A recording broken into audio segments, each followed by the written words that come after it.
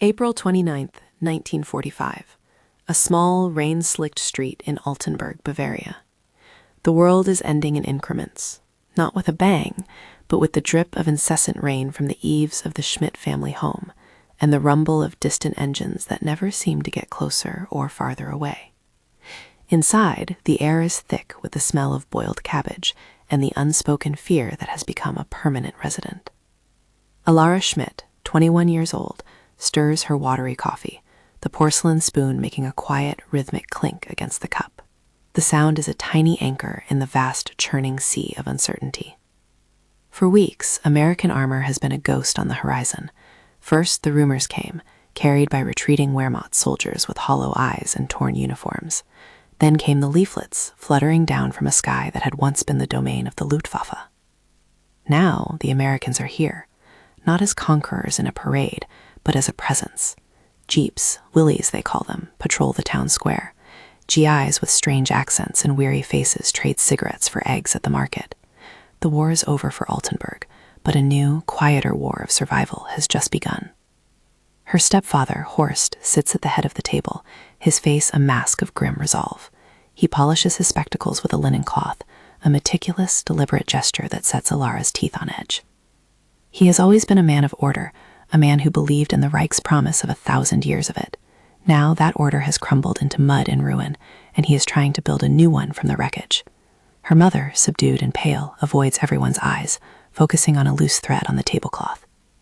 Then comes the sound. It is not the polite tap of a neighbor.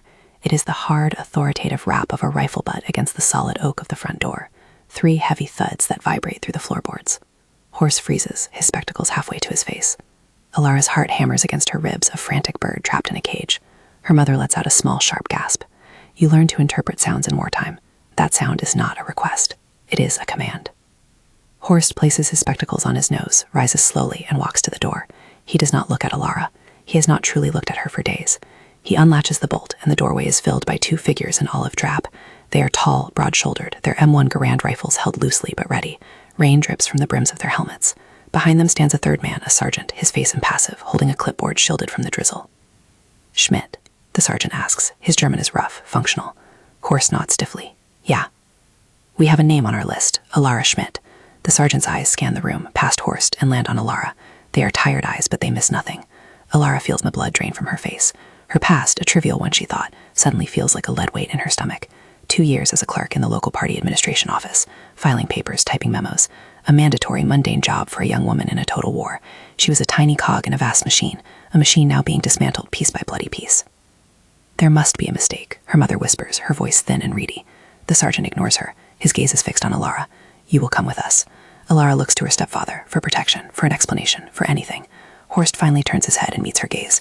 There is no shock in his eyes, no anger. There is only a cold, calculated finality. And in that instant, she understands. The list, the American patrol stopping directly at their door, not searching house to house, the perfect, damning accuracy. He had given them her name. The realization is a physical blow, stealing the air from her lungs. Horst, the fervent party man, is offering up his stepdaughter as a sacrifice to the new gods in olive drab, a gesture of cooperation, a way to cleanse his own slate. He is cutting away the parts of his life that are now liabilities. She is a liability. Horst, she breathes, the word barely audible. He looks away, turning his attention to the American sergeant. She will not be any trouble, he says, in his own careful, formal German. A foolish girl who followed orders, nothing more. He has already written her eulogy. The 2 soldiers step inside, their muddy boots soiling the clean floor. One gestures with his rifle. Come. Alara rises, her legs trembling. She looks at her mother, whose face is a canvas of helpless terror, her loyalty fractured between her husband and her daughter. She offers nothing, no word of protest, no comforting glance. In this new world, survival is a solitary endeavor. As Alara walks past her stepfather, his smell, pipe tobacco and bay rum, fills her senses, a scent she once associated with security, now the stench of betrayal. She is let out into the gray, persistent rain, the cold drops hitting her face like tiny, sharp stones. The door to her home could shut behind her. The sound is definitive as a cell door locking. In the middle of the street, Sergeant Frank Rizzo of the U.S. Army's Counterintelligence Corps watches her, his expression unreadable, as the first and deepest betrayal of her life settles into her bones. The back of the GMC truck is a cage of jolting metal and damp canvas. The world outside is reduced to a flapping triangular view of a bruised purple sky and shattered Bavarian countryside. Alara is shoved onto a hard wooden bench, squeezed between 2 other prisoners. a sullen, middle-aged man in a town official suit, and a woman with the defiant eyes of a true believer, her blonde hair pinned in a severe bun. The truck smells of wet wool, gasoline, and the metallic tang of fear. Every rut in the muddy road sends a jarring shock up her spine, a physical punctuation to her new reality. She is no longer Elara Schmidt, resident of Altenburg. She is cargo. The two GIs who arrested her sit opposite, their rifles resting across their laps. They are young, barely older than she is, with faces that should be open and carefree, but are instead etched with a deep, corrosive weariness. They speak to each other in a low, rapid-fire English she cannot follow, but their occasional glances in her direction are clear enough. They look at her not as a person, but as a problem that has been solved, a box that has been checked. The sergeant, Rizzo, sits near the tailgate, his back to the cab, observing the road behind them. He hasn't spoken a word since the arrest. The woman next to Elara mutters under her breath, a stream of invective against the American animals and the traitors who sold out the fatherland. Elara flinches, pressing herself against the rough wooden slats of the truck, trying to become smaller, to disappear. She is adrift between two worlds. Betrayed by her own family for her connection to the Reich, she is now imprisoned with those who would despise her for any perceived weakness or lack of fanaticism. Silence is her only shield. As the truck lurches around a sharp bend, a small leather-bound book of poetry, Rilke, slips from the pocket of her coat and falls to the floorboards. Before she can react, one of the young GIs, a corporal with a spray of freckles across his nose, pins it with the toe of his boot. "What's this?" he says, stooping to pick it up. He flips through the dense German script. "More of that Nazi garbage?" "It's just poetry," Elara says, her voice raspy. The other GI snorts. "Yeah, I bet. Roses are red, violets are blue, gas the dirty Jews." He laughs, a harsh, ugly sound. The first GI holds the book, his thumb ready to tear the pages. For a moment, Elara feels a surge of useless defiance. That book was her father's, the real one, killed at Stalingrad. It is the last piece of him she has. But she says nothing. Pleading will only make it worse. "Leave it," a voice says. It's Sergeant Rizzo. He hasn't turned around, his gaze still fixed on the road receding behind them. His voice isn't loud, but it cuts through the engine's drone with an effortless authority. The corporal hesitates, looking at his friend. "Corporal Miller?" I said. "Leave it," Rizzo repeats, his tone unchanged. "Put it back on the bench." Miller's face darkens with resentment, but the command is absolute. He tosses the book onto the bench next to Elara. It lands with a soft dud. He leans back, his arms crossed, his glare now directed at the back of his sergeant's helmet. It is not an act of kindness, not really. It is an act of order, of control. Rizzo is not her friend, he is her jailer. But it is the first moment since the knock on the door that she had not felt completely invisible, completely disposable. She picks up the book, her fingers tracing the worn leather cover, and holds it tightly in her lap. They drive for what feels like hours. The landscape becomes more desolate. They pass burned-out panzers, their long guns pointing accusingly at the sky like skeletal fingers. They pass columns of German soldiers, not prisoners yet, just men walking east, disarmed and defeated, their greatcoats caked in mud. They are ghosts haunting their own country. The sight offers no comfort, only a shared, bottomless despair. Finally, the truck slows, turning off the main road and rumbling down a lane toward a large, imposing stone building. A converted monastery, perhaps, or a rural schoolhouse. A makeshift perimeter has been established with concertina wire and checkpoints manned by armed guards. This is a collection point, a human funnel into the vast and growing Allied prisoner of war system. The canvas flap is thrown back, and harsh afternoon light floods the truck bed. "Everybody out, rouse." Elara scrambles out, her legs stiff and numb. She lands in the mud of a crowded, chaotic courtyard. The air is a cacophony of shouts in English and German, the crying of children, the barked orders of guards. Hundreds of people are milling about, a desperate human stew of surrendered soldiers, party officials, suspected collaborators, and ordinary civilians caught in the dragnet. You can see the hierarchy of the fallen Reich even here. Former SS officers stand in tight, arrogant knots, while pale-faced clerks and bureaucrats try to blend into the background. She is herded toward a line forming in front of a trestle table where a lieutenant is processing papers. She clutches her book of poetry, the only familiar thing in a universe that has become alien and hostile. As she is shoved forward by the crowd, I catch a glimpse of Sergeant Rizzo again. He is standing off to the side, speaking with the lieutenant, gesturing with his clipboard. He is not looking at her. He is a man at work, processing the raw material of a defeated nation. But as a guard prods her forward with the end of his rifle, Rizzo's head turns slightly. For just a second, his eyes meet hers across the turning courtyard. Then he looks away, back to his business. And Elara feels a new, colder fear. The brief, impersonal protection in the truck is over. Here, she is just another number, another file, about to be swallowed by the machine. The processing hall is the school's gymnasium. The scent of floor wax and old sweat has been replaced by the overpowering odor of unwashed bodies, fear, and damp wool. Wooden climbing frames and gymnastics rings still hang from the high ceiling, absurd relics of a time before the world ended. The cavernous space is now a human holding pen, divided by gender. On one side, men in mismatched uniforms and civilian clothes. On the other, women. Ilara is pushed into the women's section, a sprawling, murmuring herd of about 200. She sees every facet of German womanhood in the Third Reich packed into this room. There are the wives of high-ranking officials, their expensive coats now soiled, their faces masks of indignation. There are the fresh-faced members of the Bund Deutscher Mädel, the League of German Girls, still defiant, singing patriotic songs in hushed, angry voices. There are typists, radio operators, and nurses, their expressions ranging from terror to numb resignation. And then there are the ones you can feel without seeing, the fanatics. The former camp guards, the true believers, whose ideology is a fire that hasn't been extinguished, only banked. Ilara seeks anonymity, finding a small space along the wall, pulling her knees to her chest, making herself as small as possible. She is an island in a sea of shared guilt and mutual suspicion. For 2 days, this is her world. The guards distribute watery soup and stale bread once a day. The latrines are overflowing trenches dug behind the school. Rumors spread like a virus. They are being shipped to Siberia. They will be tried as war criminals. The Americans are turning prisoners over to the Russians. The psychological pressure is immense. The hardcore Nazis begin to form a new, informal command structure. They single out the weak, the ones who cry, the ones who don't show the proper defiance. Ilara's quietness, her refusal to join in their songs of resistance, marks her.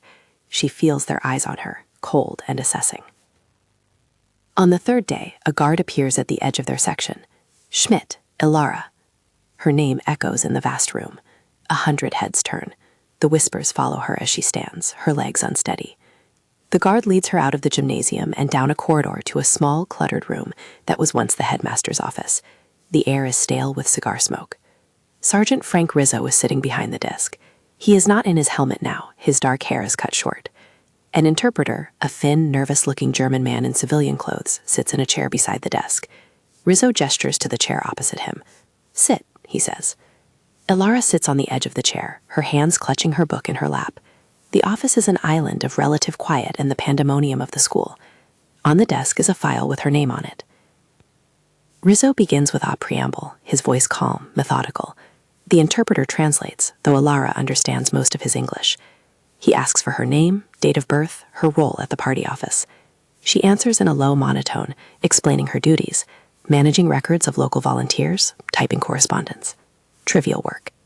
The solitary holding cell is a small, windowless storeroom in the school's cellar. The air is cold and smells of damp earth and rotting potatoes. A single bare bowl burns overhead, casting long, dancing shadows. A wooden cot with a single thin blanket is her only furniture. For the first 24 hours, the silence is a relief, a blessed respite from the constant, anxious murmur of the gymnasium. But silence has its own weight. In the quiet, there is nothing to distract from the gnawing fear, the memory of Horst's face, the terrifying uncertainty of her future. A guard brings her the same meager rations as before, soup and bread, and leaves without a word.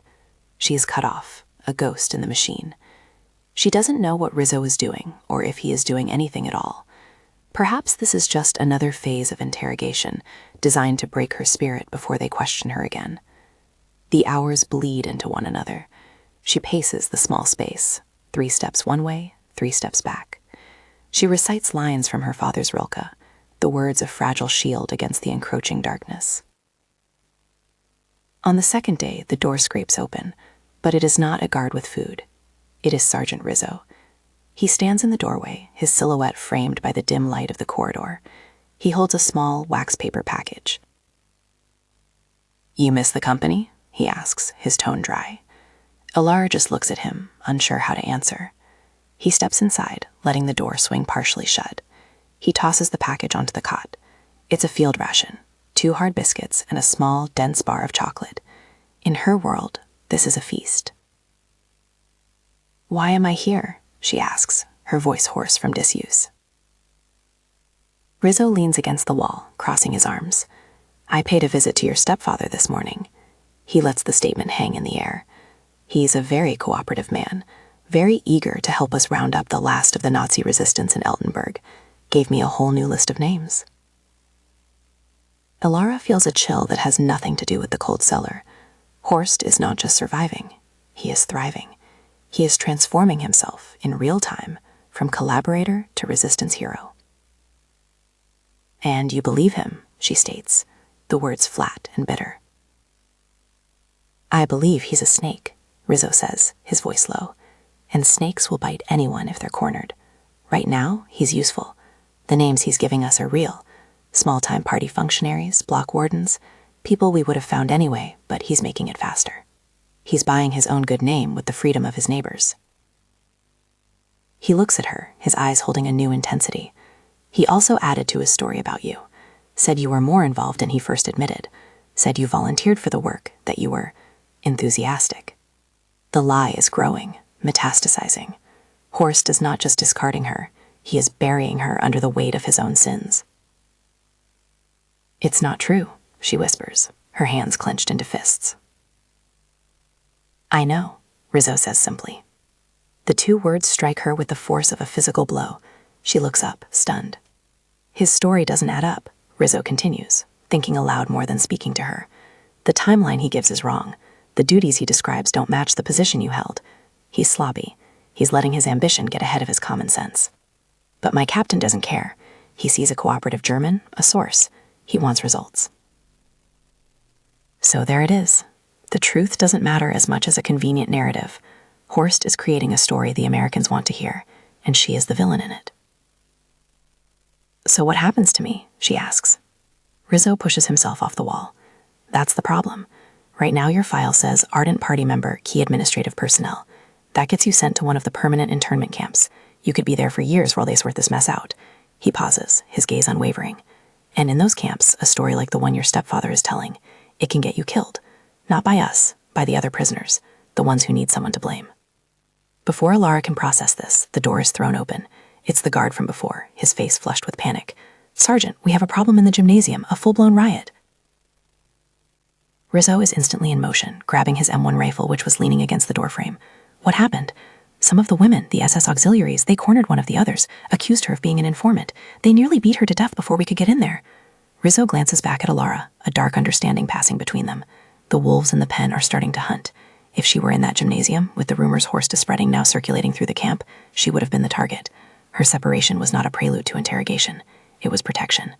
Stay here. Don't open this door for anyone but me, Rizzo orders the guard, pointing at Alara's cowl. He then turns and sprints down the corridor, his boots echoing on the stone floor, running toward the sounds of shouting and violence. Alara is left alone in the cellar, the chocolate bar lying untouched on her cot. The chill she feels now is not from the damp air, but from the stark realization of the danger she is in. Rizzo has walled her off from the immediate threat, but he has also illuminated a terrifying new one. She is caught in a vice. On one side, the flawed bureaucratic justice of the Allies. On the other, the murderous, vengeful fanaticism of her own countrymen. And Sergeant Frank Rizzo, a weary American soldier, is the only thing standing between her and the closing jaws of the trap. May 8th, 1945. VE Day.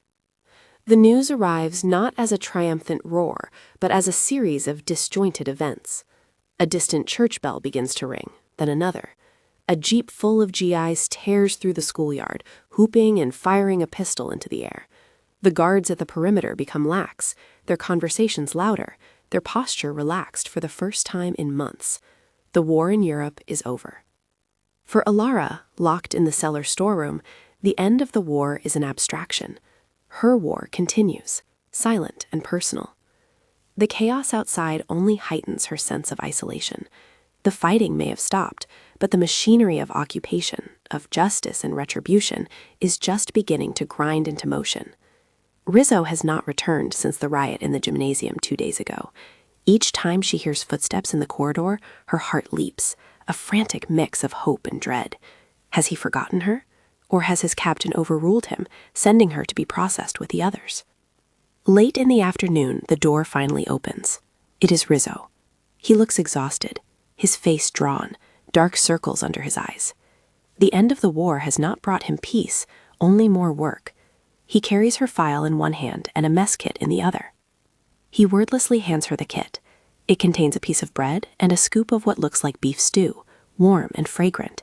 It is the first real food she has had in over a week. She eats ravenously, not realizing how hungry she was until the first spoonful. Rizzo watches her, leaning against the doorframe. "They're clearing this collection point out," he says. "Everyone is being moved. The men to a POW camp near Augsburg, the women to an internment facility up north." He lets the words settle. The facility up north. That's where the hardcore party members, the SS women, the true believers are being sent. For Alara, with her file stamped with Horst's lies, it is a death sentence. "There's nothing you can do," she says, the food suddenly tasteless in her mouth. It is not a question. It is a statement of fact. He is one sergeant. The system is an avalanche. Rizzo doesn't answer immediately. He opens the file in his hands, its pages filled with German type and American military notations. He stares at the top sheet, her official processing form. CIC Field Report 45B112. Subject, Schmidt, Alara. Status, NSADP Administrative Staff. Recommended for long-term internment and further interrogation. He reads the lines in a flat, dispassionate voice. He looks from the page to her. "This piece of paper is your life right now," he says. "It says who you are, what you did, and where you're going. It's the only thing anyone will read. They won't know about your stepfather. They won't care about his lies. They will only see this." He closes the file. The sound is soft, but it feels like a judge's gavel. "I am going to leave this file here," he says slowly, placing it on the floor just inside the door. "I am going to walk down the hall to sign out a jeep. I'll be gone for about 5 minutes. When I get back, I expect you and this file to be gone." Alara stares at him, her mind struggling to comprehend. "Gone? Gone where? They will catch me in minutes." "No, they won't," Rizzo says, his voice dropping lower. "At the east gate, there's a convoy of trucks leaving. They're filled with DPs, displaced persons, Poles, Czechs, French, people who were brought to Germany for forced labor. They're being taken to a refugee transit camp 30 miles from here. From there, they'll try to repatriate them." He pauses. "The guards on that gate are from the 45th Infantry. They're tired, they're drunk, and they just want to go home. All they're doing is a head count. They're not checking papers." He is giving her a way out, a hole in the fence, an escape. But it's more than that. "But the file," she starts. "When I get back," he repeats, his eyes boring into hers, "and you are gone, I will report that the prisoner escaped during the commotion today. I will say she overpowered the guard and took her file with her. My captain will be furious. I'll be reprimanded. And a report will be issued for an escaped internee named Alara Schmidt. But that woman, she won't exist anymore." He is not just offering her freedom, he is offering her erasure, the chance to burn the page that defines her. "Why?" she whispers. It's the only word she can think of. Why would he risk his career, his position, for her? Rizzo looks away for a moment, out into the dim hallway. "My first month in Germany, we liberated a small camp. Not a big one, not one of the names you'll see in the papers. Just a little sub-camp for political prisoners. I saw what happens when the paperwork is wrong, when people become just names on a list." He looks back at her, and in his eyes she sees the ghosts of everything he has witnessed. "I'm tired of seeing the snakes win." He straightens up. 5 minutes. He turns and walks away, his footsteps receding down the corridor until they are gone. Alara is left in the silence, her heart pounding. The file lies on the floor, a thin manila folder containing her entire identity, her condemnation. She looks at it, then at the open door. This is the moment, the pivot point of her life. She can stay, accept her fate, and be consumed by the lies. Or she can walk through that door into an unknown future, with nothing but the clothes on her back and a chance. She picks up the file. It feels impossibly heavy. Clutching it to her chest, she steps out of the cellar and into the hallway. She takes one last look at the storeroom that was her prison and her sanctuary. Then she turns and walks toward the noise, toward the chaos of the courtyard, toward the east gate and the unwritten page of the rest of her life.